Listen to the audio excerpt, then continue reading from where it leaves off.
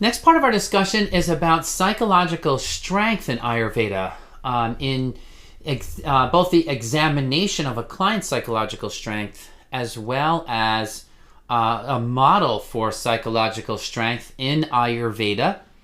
This examination is part of the tenfold examination called Dashavida Pariksha, and this is number 7 on that list. Psychological strength in Ayurveda is also called sattva, and that already gives you a clue into the Ayurvedic model for mental health, if you're familiar with that term, sattva. All right, well, what is psychological strength from Ayurveda's perspective? Well, Charaka, in his volume called Vimanasthana, one of the classical ancient texts, chapter 8, verse 110, says that individuals having the excellence of mental faculties are characterized by good memory, devotion, gratefulness, wisdom, purity, excessive enthusiasm, skill, courage, valor in fighting, absence of sorrow, proper gait or posture, I guess that would mean, or proper walking, a depth of wisdom, and sincerity in actions and virtuous acts. Well, folks, I wish I had all of those qualities. I bet you do too. And we all certainly try to have all of those virtues, right? All of those great habits of mind that strengthen us, that are naturally would be in a strong, mentally strong person. Now, notice mental strength here. We're not calling mental strength the ability to be stubborn no matter what. We're calling inherent in this discussion of psychological strength is good strength, not a person who is strong for the wrong reasons or sticks to their guns even when they're wrong, but a person who has the fortitude and strength both to change their opinion when necessary and grow, as well as the person who can remain strong despite criticism, even criticism from many.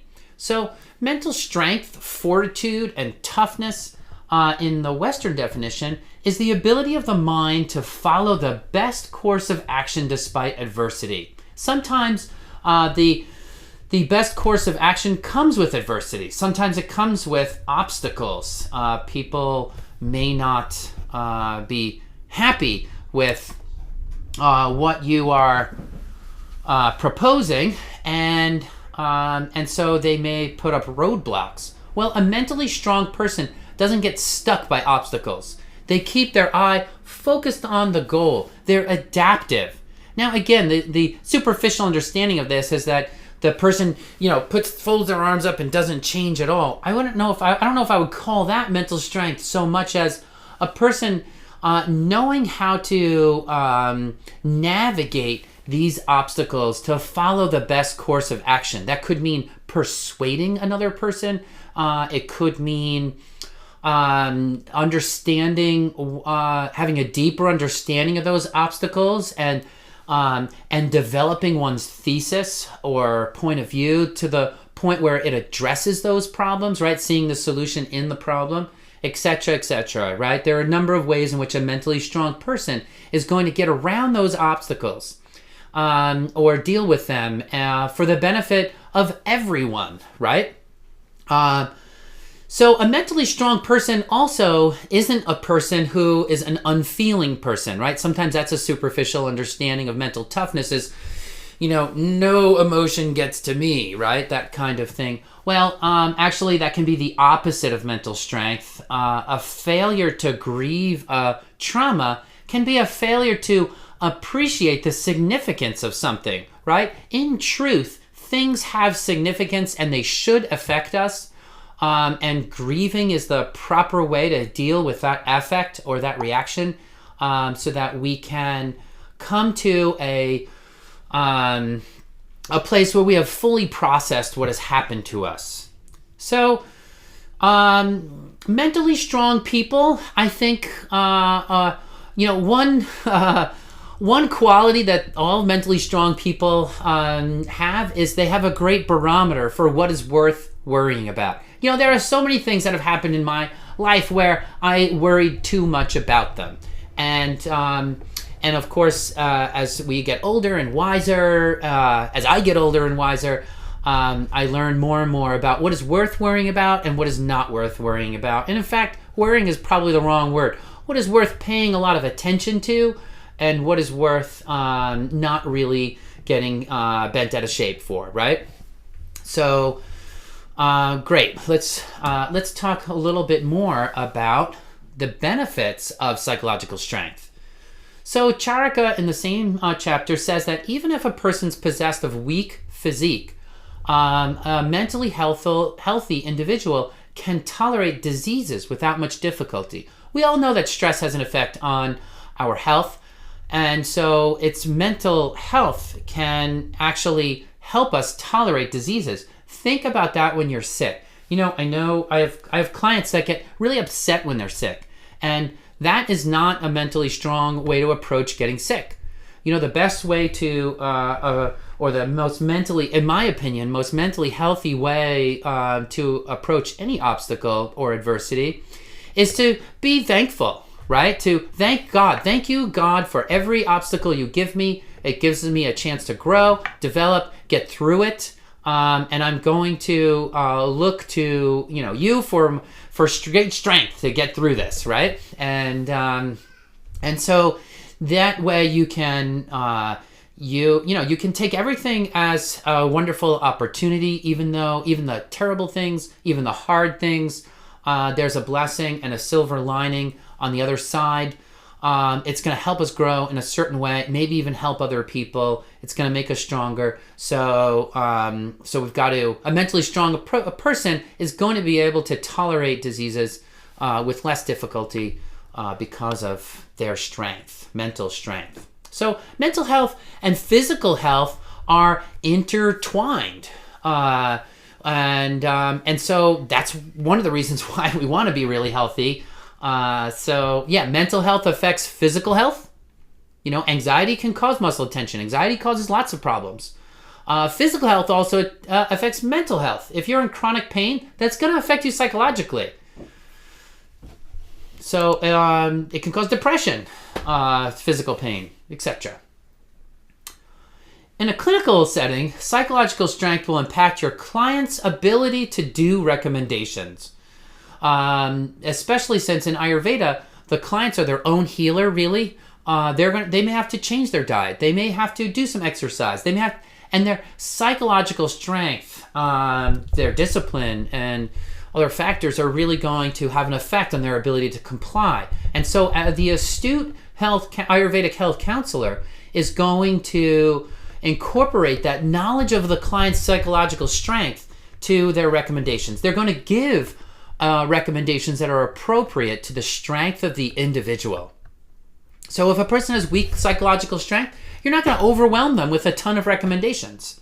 A person with weak psychological strength may need more support from you. You may need to go a little slower. You may need to explain things. You may need to be reassuring to them. If a person is strong physically, even if they're strong physically, a psychologically weak person may not be able to handle strict cleansing techniques. Or one of your clients may have an aversion to pain or the bad taste of an herb, etc. Now, if your client is psychologically strong, they're not going to care about whether the herb tastes good or not. They're just going to do it because it's good for them. But a psychologically weak client may have more struggle with that. So we need to tailor things according to that client. And as I said earlier, there's such a thing as being, too stubborn or too strong mentally, being excessively disciplined and unable to feel, repressing your emotions, and all of this. This idea of being too strong mentally, it reduces the adaptability or the flexibility that's characteristic of a truly strong psychologically person. And if a person has these aversions to pain, has these aversions to their own emotions, pretending everything's okay when they're not, you really have to ask like, well, what are they unable to face? And then the superficiality of that psychological strength becomes apparent when you ask them like, why can't they discuss this? Why can't they face this? So we're going to keep that in the back of our heads always. A psychologically strong person has an ability to listen to others, but it doesn't mean they always change their opinion. All right, what are some factors affecting mental strength? Well, according to Ayurveda, mental weakness can come from toxicity. Simple as that. Toxicity has such an effect on so much of the body in Ayurveda, in truth, but which Ayurveda highlights. So imbalanced doshas, sin or poison, right? Now, sin has become this funny word. No one likes to talk about it. Sometimes people even deny the existence of sin. I always like this definition of the true definition of sin actually coming from the Hebrew word, which means missing the mark. It means, and that's I think a great definition of it, where something's supposed to be good for us, we do it, and it is actually turns out to not be good for us, right? I don't want to remove the ethical component from it too, because when because most of ethics are really in our own interest, right? Ultimately, in our own interest, in the interest of society, and in the interest of our civilization as well. At least ethics that are properly ordered are for the good of all, and this doing things that are not good or things that are evil or sinful in nature, it affects the person, it affects the society, and it affects the individual.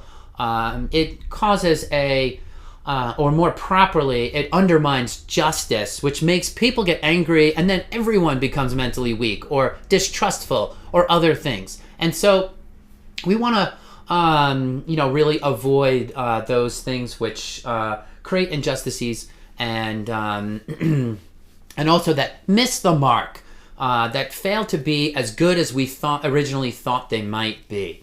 So toxicity, imbalanced doshas, sins, and poison can create mental weakness. Some things which cause someone of weak mind to become insane. That's a little strong. This is from Charaka. Charaka lists some things that could cause someone of weak mind to become insane. But we can even take a little softer approach here. Someone of weak mind to become even more weak, or these things could weaken a person's mind. Unhealthy food and drink is an example of that. That really disrupts your doshas, makes you feel off balance. Improper consumption of food and drink, meaning wolfing down your food too fast, or drinking a drink really quickly and kind of overwhelming your agni. So how you eat is as important as what you eat. Dejection or isolation, being alone, causes a person to really be stuck in their own mind. We all have to have a humility about our own mind, and if we're alone and by ourselves, it's hard to retain that humility. We start to think we're right, and other people are wrong, and that may be true in some cases. But we have to take that humble approach too, and allow other people to influence, allow authority to influence us as well, legitimate authority to influence us, instead of just thinking we can be our own cowboy, operate in an isolated fashion. We need community to keep us on track. Mistakes in worship. It's so insidious, mistakes in worship. Often the results of improper worship aren't felt for a decade, and then things fall apart. Why? Because what we believe has this subtle quality of infusing itself into every part of our life. And actually, what we believe quite quickly affects our relationships, and then our relationships affect our worldview. The cynicisms of those around us become our cynicisms. The beliefs of those around us become our beliefs. And so subtle changes in our belief systems can really wind its way through our entire life, almost like a cancer can. And so we want to get that area or part of our life right. Oftentimes people aren't even aware of how their beliefs are affecting their conversations, behaviors, and mental attitudes. Improper activities of any kind can disrupt the mind. Of course, anything that causes any kind of disease. A loss of balance in the mind. What exactly does that mean? It seems like that's a little bit of a tautology there, that a person who is an imbalanced mind naturally is going to have a loss of balance in the mind. And we've already discussed sin, any kind of poison, any kind of ama or toxicity, etc. All right, tension in the physical body can also contribute to mental stress. Remember that quote, the issues are in the tissues. You know, it's a famous quote. I don't know who said it originally, but I hear it a lot around yoga circles where, you know, you really want to work out tension. Massage therapists say this too. You want to work out that tension in the muscles. You want to stretch out those muscles, keep things really flexible. And what you'll notice is that a muscle that's holding emotional tension, when it releases, you know, it kind of, yeah, you feel it in your whole body, in your whole mind. When that releases, you may even break out into a sweat. It's intense when you actually work out a muscle that is holding emotional tension. So I've had that experience numerous times. A deep breath, a hot bath, getting massage, etc. can all be ways to relieve that tension and stress.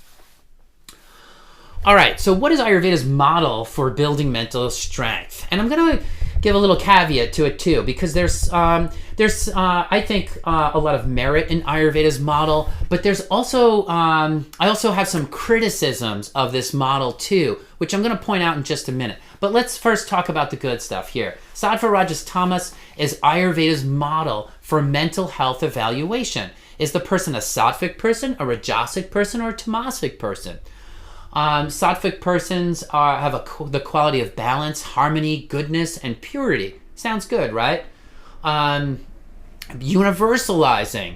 Interesting there. I think personalizing can also be really good, but universalizing is necessary, but personalizing is also necessary. So, you know, we'll take a look at that in just a bit too. Holistic. Yeah, sounds good. The whole person. We have to look at the whole mind, the whole person when we're looking at health. Being constructive, creative, and building. Yeah, in general, yeah, pretty good. I mean, there's a time for destruction, a time for construction too. But in general, I think construction is the positive side of things. So yeah, I kind of jive with that. Positive attitude. Being luminous. Now that is one that, you know, what does it mean to be luminous? Who is luminous? And who decides who is luminous? That's a little bit of an edgy one there. Embodiment is just as important as light, right? Spirituality and embodiment are both important.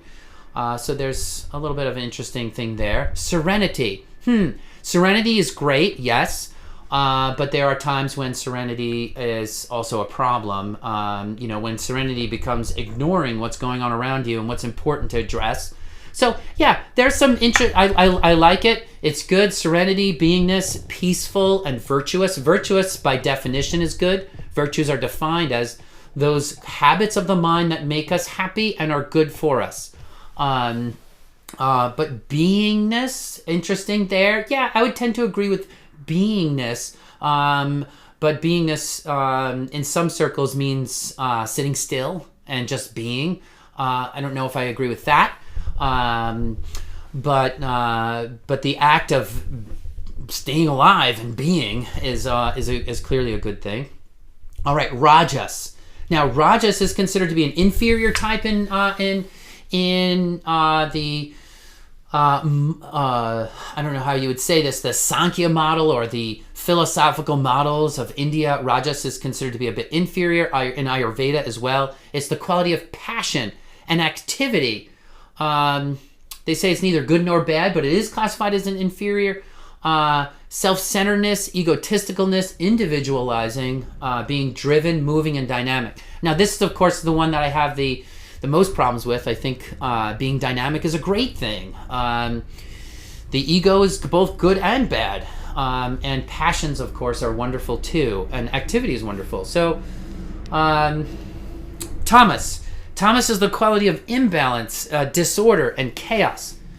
So not good, right? Chaos is definitely, and disordered and imbalances are definitely not good. Anxiety, not good. Impurity, not good. Destructiveness, well, mostly not good, right? Delusions, negativity, being dull, definitely not good. Being inactive, well, could be good or bad. Apathy, definitely. Indifference is not a good thing. Inertia, lethargy, violence, viciousness, and ignorance.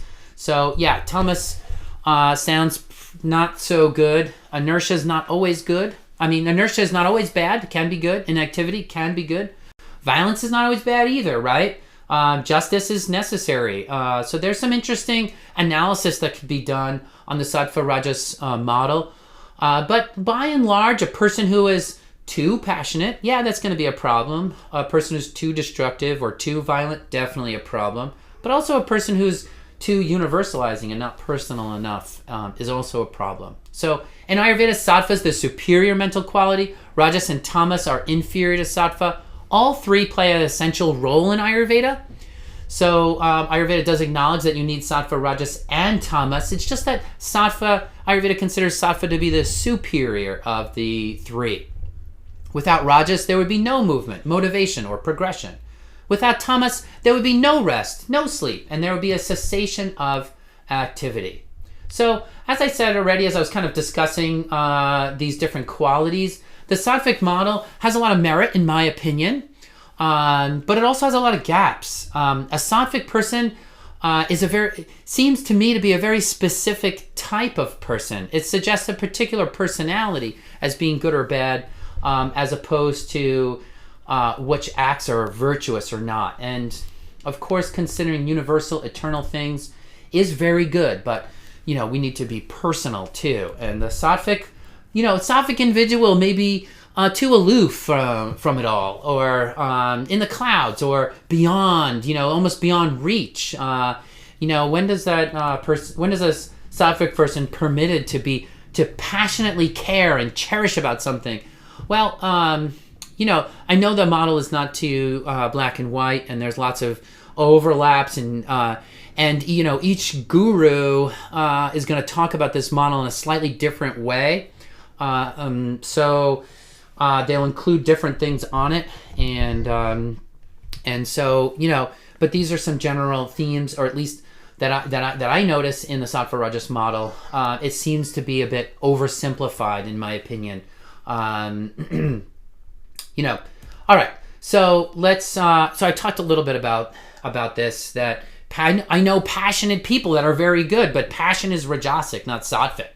I know warriors that are sacred protectors of justice. Right? Warriors can be sacred protectors of justice, despite using violent means. But violence is tamasic.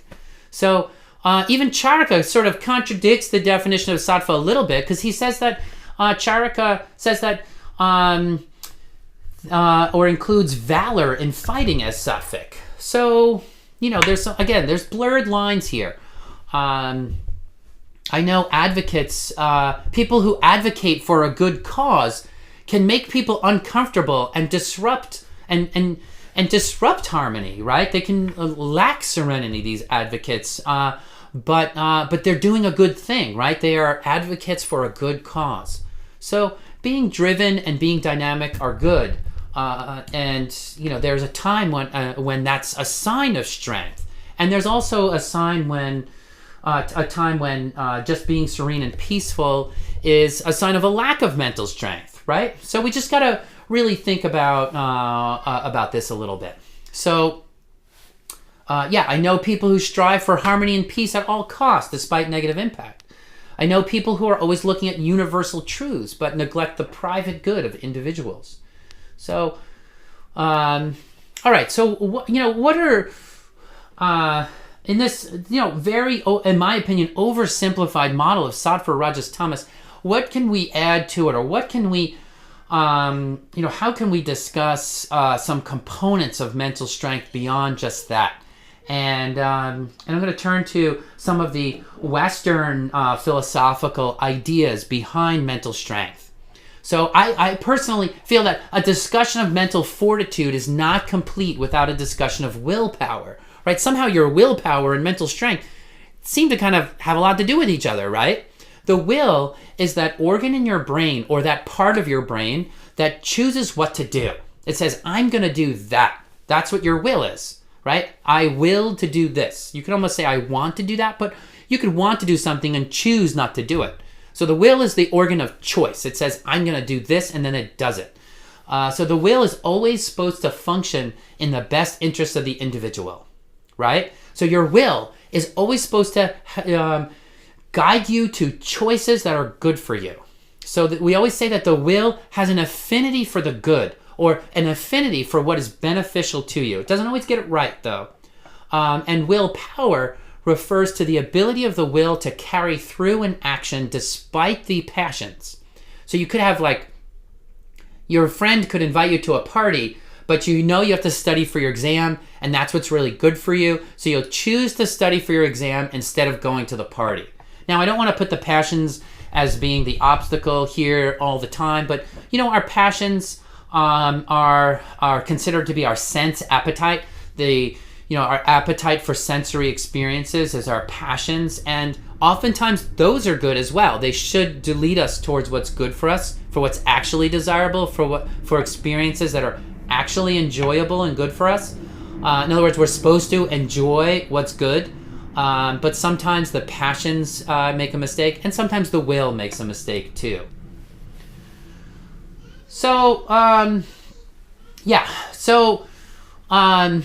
Detachment is a part of it, though, right? We just started talking a little bit about the passions. Detachment is a model for mental strength.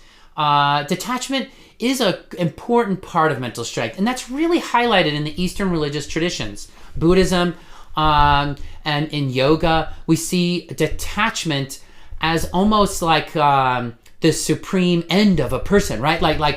Once we get to perfect detachment, you'll be a perfect person. And we see that philosophy being promoted in the Eastern religious context, Buddhism, and or the Eastern philosophical models, or Asiatic philosophical models of Buddhism and yoga. And many reasonable people would agree, right, that meditation is and some detachment offers a healthy opportunity to reflect on circumstances, to reconnect with yourself and the divine, right? To reconnect with God, to what is God talking to me and saying and guiding me or leading me in a certain direction, right? We need to contemplate in order to make those decisions to get that perspective. So in meditation, the eyes are closed and all action ceases. And in fact, in Buddhism and yoga, the mind itself is supposed to stop at that point. Not sure I agree with that. It's a great thing, but as part of this detachment the goal in detachment is detachment from disordered passions, right? That if you can, if you really, really want to go to that party, but you shouldn't, a bit of detachment will help your will make the right choice and decide what to do, what's truly going to be best for you. There is a time when you should go to the party. There's a time when you should study for your exam. And so detachment from disordered passions is a key ingredient in mental strength. Unfortunately, I think in some traditions of Buddhism and even in some traditions of yoga, there's a detachment from all passions is promoted as a healthy thing. And I think that's problematic. So detachment is necessary for discipline. It helps you disengage from disordered passions.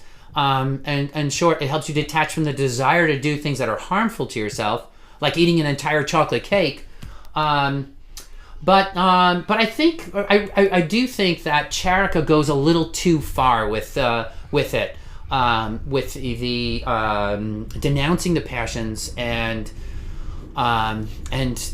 advocating for total detachment and even advocating for total renunciation. which is a state called moksha, or liberation, in that theology.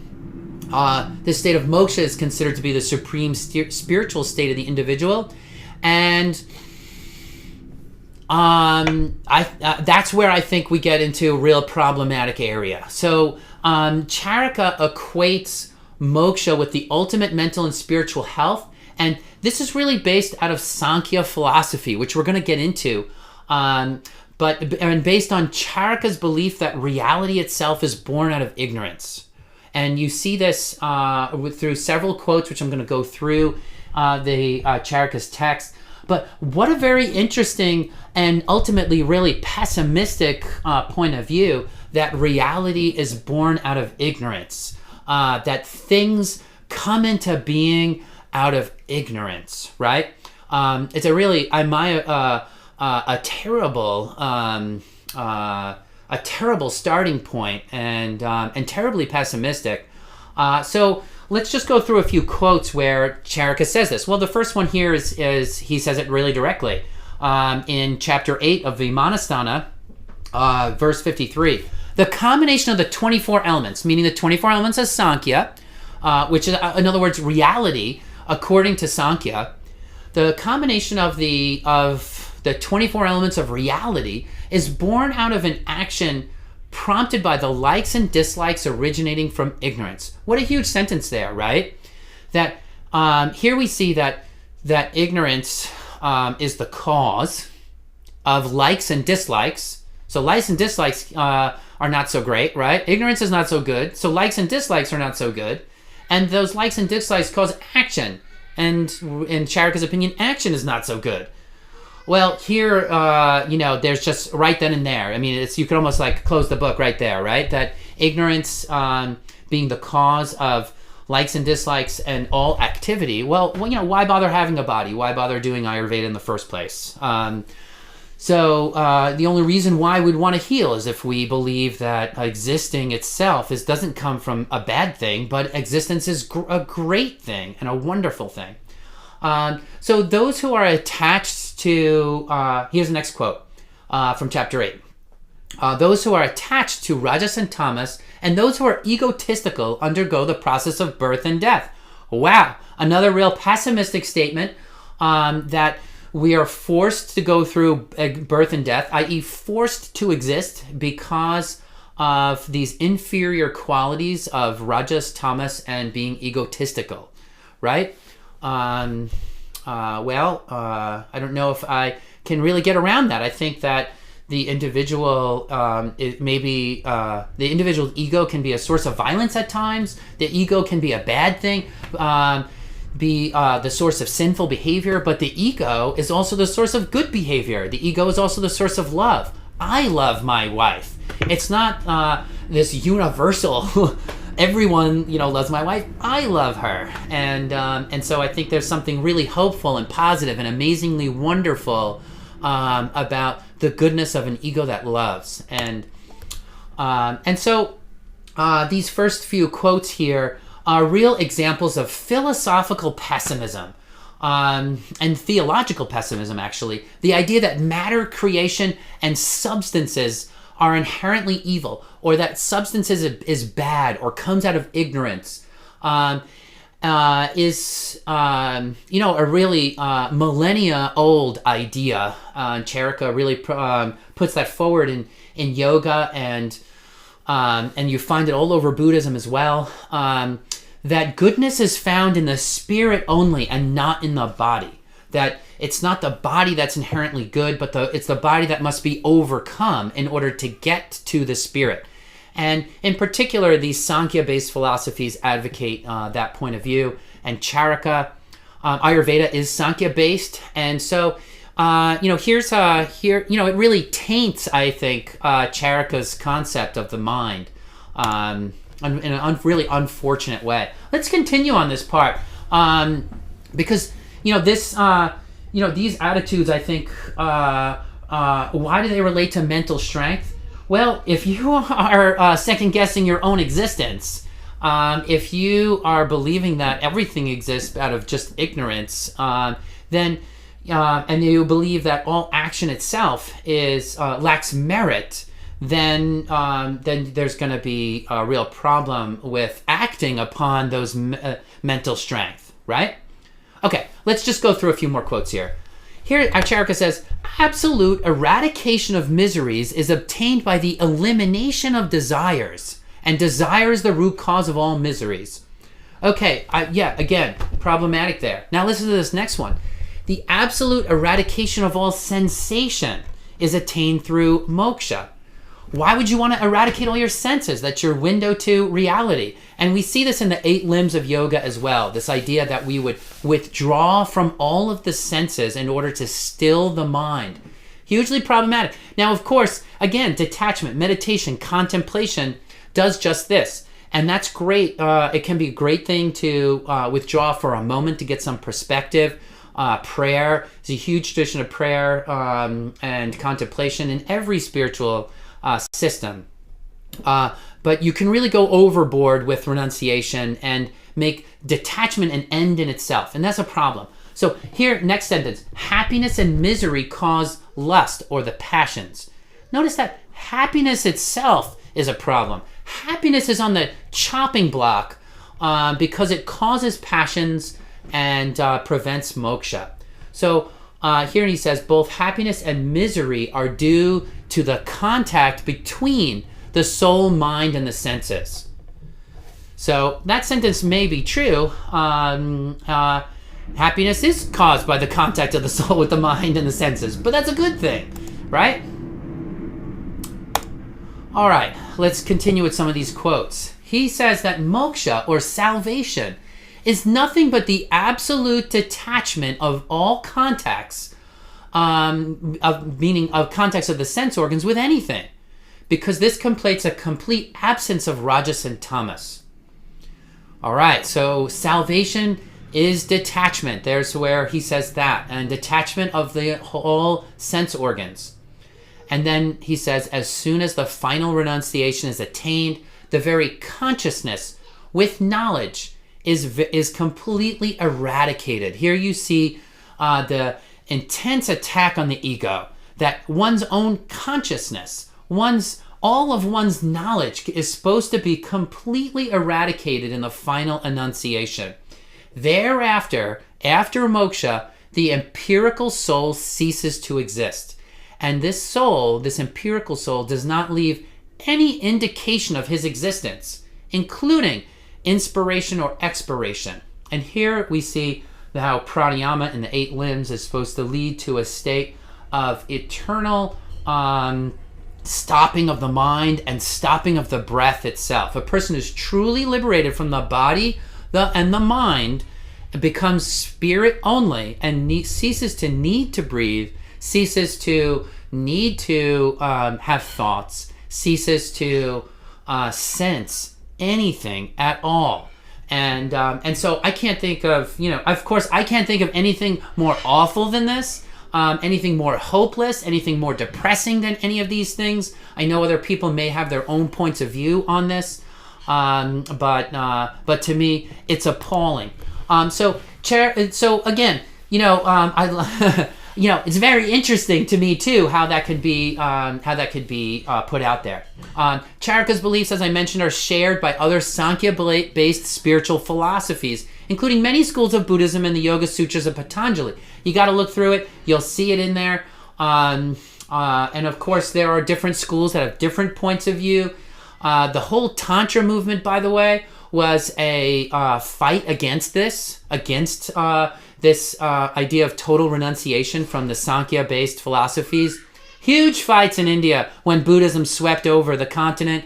The pre-existing, you can't really call them Hindu because there's just an amalgamation of different religions in India. But all of these religions, there's a huge backlash against the intense philosophical pessimism of Buddhism in India's spiritual history. And the Tantra movement also comes out of that, or a reaction to the negativity of that. So there's lots of drama has been fought over this issue. So Yeah, very interesting how happiness, not just misery, is seen as an obstacle to spiritual advancement in this philosophy. Now, I think of happiness as goes going hand in hand with spiritual advancement. In this outline of attaining moksha, Charaka outlines that one should permanently annihilate the passions, the will, and the ego to the point where the soul ceases to exist. And really, we want to, the passions are there to strengthen the will, not to, and strengthen mental health, and strengthen the ego, the good part of the ego. Of course, it doesn't always work that way. And I want to mention just another thing about renunciation, because sometimes renunciation is considered to go hand in hand with kindness or compassion. That if a person is totally ego-less, they'll be a kinder person. And this really brings me to a reflection on two types of generosity, really two types of kindness and two types of compassion. There's the generosity of, nothing really matters to me anyway, so I'll be generous, right? And I remember as a 4-year-old, one of my earliest memories actually, I didn't get a lot of joy from my toys when I was a kid. There were other things I enjoyed. Toys weren't really my thing. I liked people more than toys. And so I would give my toys away to people. And, one kind of person could say, oh, Johnny, he's such a generous little boy. He gives away his toys. But was that true generosity? Was that true charity? Not really, because it didn't matter to me anyway. I didn't get that much enjoyment from the toy, so I gave it up easily. And there is a kind of kindness that comes from that attitude, a kind of compassion that comes like, I don't care about myself at all, or things are of this world, and I'm beyond the world, and I don't really care about that, so I'll give it to you, right? There are cases when before a person commits suicide where they give away everything. And there is a kind of generosity in that. But there's also a kind of depression in it, or a kind of hopelessness in it, or, I didn't really get the joy from my toys, so yeah, I gave them away, right? And that's the that is the generosity of detachment. The kindness of detachment, the kindness of compassion is a kind of, doesn't have that much grit in it. It does not. There's no intensity. There's no passion behind it. It's just very light and very nice. Okay. Then there's the second kind of generosity. The generosity that everything really, really matters. Right? Everything is so important. When I first met my wife, it was the first time I really understood the generosity of love. It was like, I loved her so much, and I enjoyed being around her so much. It was so wonderful that, I got happiness out of making her happy, right? And I never forget that. Such a beautiful, wonderful feeling. And I can always go back to that time when I was just, so filled with joy upon discovering that she was the one that I loved, right? And that just wells up, it wells up again, frequently, where I could just be sitting next to her in the car and I feel that loving generosity well up. I want to make this person happy. I'm enthusiastic to give her as much as possible. So this kind of generosity, I think, has a lot more grit to it, has a lot more intensity to it. And there's a passion behind it, a passion to make the abundance of God a reality for others. This is the generosity of, this toy is so wonderful that I just want you to experience it. Detachment can't give you that. Detachment cannot ever say, this toy is so wonderful, I'm going to give it to you, right? Because a person is kind of detached from the toy. They can't enjoy the toy anymore. And there's really nothing worse, I think, than indifference, right? Indifference I always think of as the worst sin of all sins. A lot of times people think hatred is the worst sin, but everyone who's ever been in a failed relationship knows that hatred is is, comes before indifference, right? That like you hate the person because you really care about them, and then after that, when you don't care anymore, it's indifference, and there's no recovery from indifference, right? You can't ever really recover from indifference unless you have a real change of heart and you try real hard. So so there's two types of generosity, and I think one of them comes with a lot more mental strength in it. So rather than viewing detachment, renunciation, and meditation as ends in themselves, I think the mentally strong and the mentally sound individual will see detachment as merely the first step in mental strength. In Ayurveda, we're always cleansing ama first, right? It's the purgative stage of one's spiritual growth is about detachment, where you're getting rid of the bad things you're attached to, the things that aren't serving you, that addiction to alcohol, that the need to feel secure in every circumstance, or the trusting in oneself only instead of having an ability to trust in other people around you. Really, bitterness, etc. We can be attached to so many terrible things that hurt us. And the first stage of one's spiritual growth is the purgative stage, where we get rid of those things. And that really points to the holiness of detachment, the holiness of renunciation, the holiness of meditation, where people start to see that that there's deeper meaning, and that we need to detach ourselves from these superficial pleasures for something that's truly pleasurable, for truly good, truly wonderful, truly beautiful. And so we follow, our spiritual growth is followed by healthy attachments to friends and family, to good and virtuous acts, attachments to God, attachments to truly joyful things. And so not all attachments and passions are bad. I think attachments and passions are essential in the model of mental strength. So the role of passion and mental strength is to motivate the willpower. So when you will something, and when your will chooses something that's good, the passions can provide gasoline, provide fuel, energy behind that decision so that you can do it. My passion for my wife fuels those good, virtuous acts towards her, and so the passion is a great thing, and it allows me to cherish her, which is the opposite of detachment, is cherishing. So a person who is passionate can more easily withstand adversity and pursue their goal despite obstacles. Yeah, sometimes I'm a pain in the neck to my wife, but my passion for her hopefully overcomes some of my own problems, and I can get around them and still be a good hubby to her. So disordered passions definitely make a person weak, but ordered passions, good passions, can be a significant boost to one's mental strength. All right, so a few more things that we should add to the model of mental strength. The ability to make good choices, right? The will's ability to make a good choice comes from development of the virtue of prudence.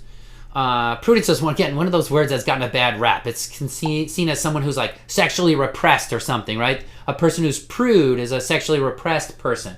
But that's not what prudence means in classical philosophy. In classical philosophy, prudence is the ability to identify something good for you, or good in general, and then I also identify the means of achieving that good. So what is good and how can I have it? What is good and how can I achieve it? Right? So prudence is really the main virtue of the four cardinal virtues in the Western model for mental strength. So in fact, one's mental strength comes from the development of the virtues of temperance. And real temperance has overtones of detachment. Temperance is what moderates the passions or the appetites. The temperance helps a person avoid doing what hurts them, like drinking too much alcohol. Justice is the virtue of giving to each person who's due. It's hard to give people, to treat every person in a just manner. It can be real difficult. because sometimes you have to give up something or make a sacrifice in order to be a just individual, to have that right relationship with others. And fortitude is the virtue that augments the passions, or it helps a person do something that is beneficial to them despite obstacles. And here we see fortitude is the virtue that's most closely identified with mental strength. That if a person has great fortitude, that they will be able to do something that's good despite adversity. So this model of the four cardinal virtues comes from classical Western philosophy and Aristotle's rhetoric. You can read about virtues. Virtues themselves are a mental habit ordered to the good or happiness of the individual.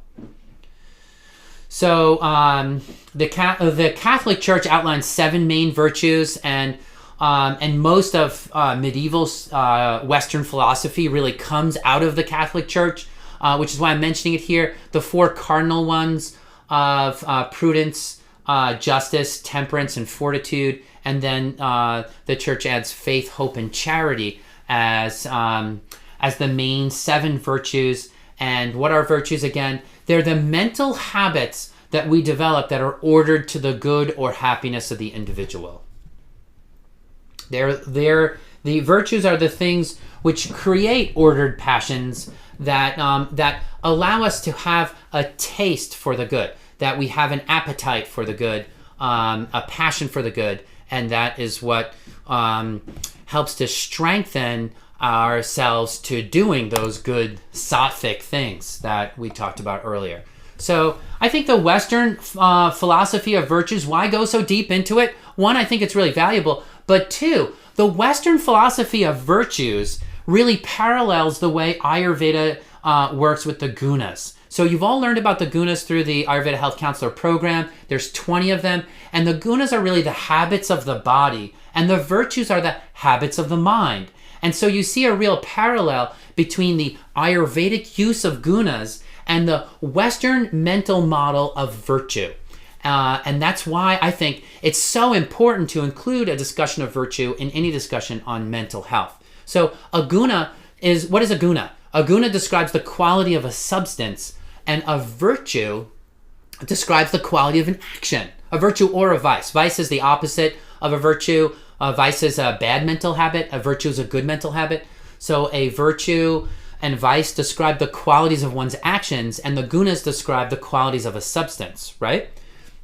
Repeated exposure to a guna increases that guna in Ayurveda. Repetition of a virtue strengthens the virtue in Western philosophy. And the same thing with a vice. If you repeat a vice, like stealing or lying, then you tend to do it more often. So virtues and gunas are really habits. The philosophy of virtues and gunas is all about habit formation. So repetition of virtuous acts reduces disordered passions and increases ordered passions. And repetition of a certain guna will tip the balance of the guna in your body similarly. So classic Western philosophy sees virtue as the key root, or the repetition of virtuous acts as the most essential ingredient to increasing mental strength. I think it's a really brilliant analysis of virtue. I recommend checking into it. One of my favorite virtues is the virtue of magnanimity. Magnanimity is the person's orientation to great things, and I think you should read about that one. Aristotle really talks a lot about magnanimity as being the greatest of all virtues, and a lot's been said about it over the thousands of years of Western philosophical history. All right, let's summarize some of these components of mental strength, because we talked about a lot here. 1, that detoxification, balancing the doshas, contemplation, detachment, and cultivating sattva lead to mental strength.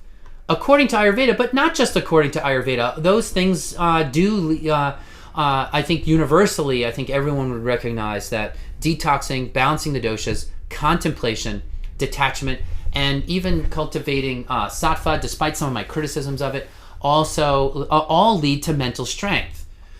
But there are some problems with the model that I pointed out. Classical Western philosophy agrees with Ayurveda mostly It agrees that disordered passions are inferior, that disordered passions are very problematic, but also suggests the usefulness of ordered passions in helping a person to have mental strength.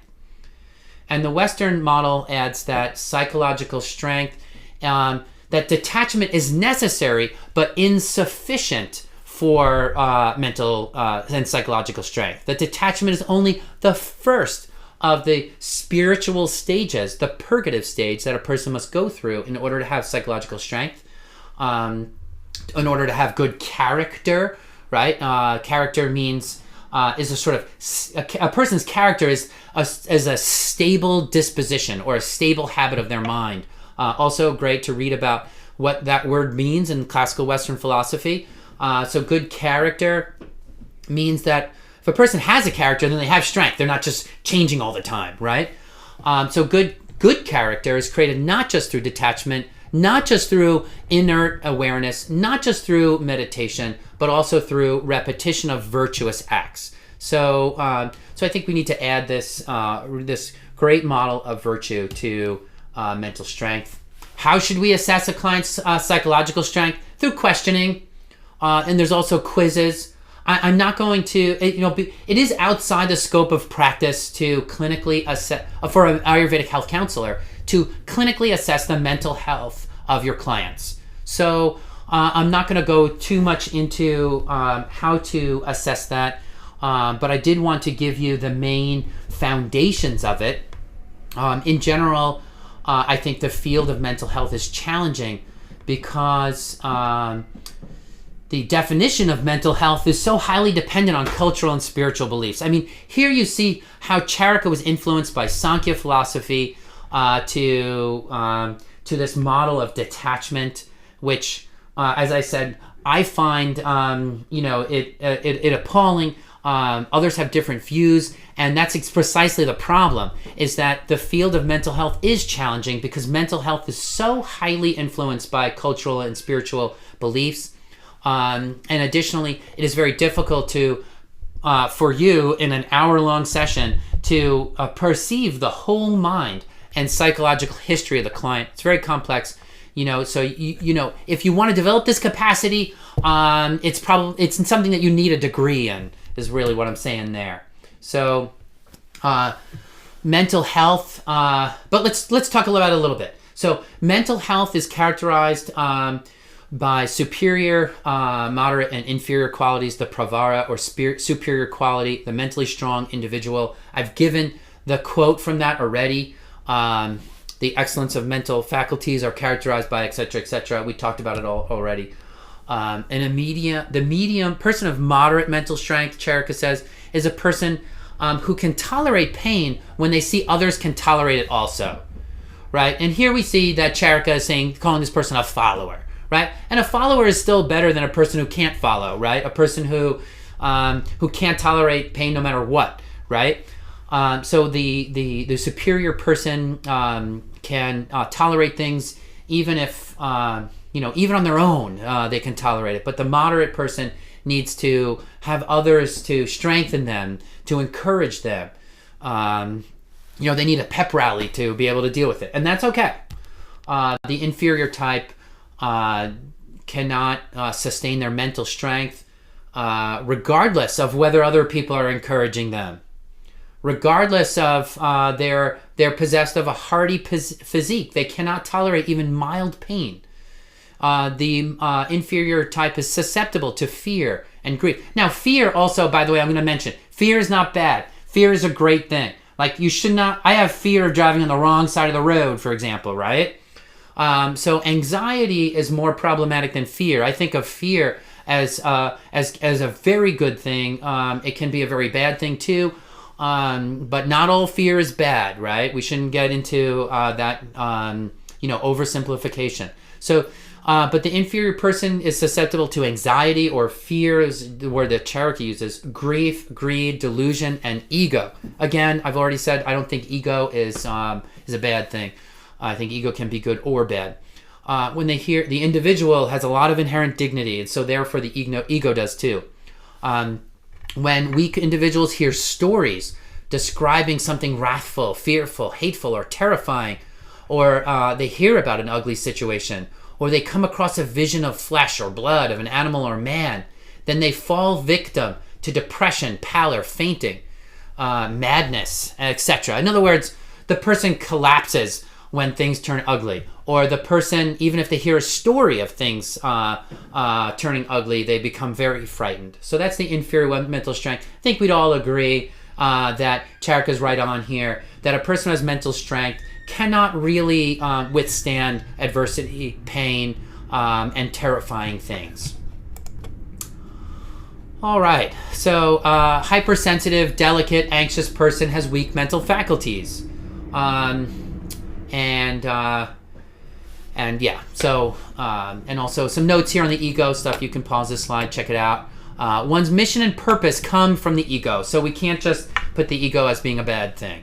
Being egotistical, individualizing, not necessarily a bad thing. All right, good. So we've covered mental strength and gotten into some things, into some controversies around it, and hopefully shed some light on things. Very interesting topic in my opinion, and one that I, of course, am passionately applied to. I love to really get into the nitty-gritty of mental health philosophy and theology. Hope that comes across. All right. Thank you, everyone.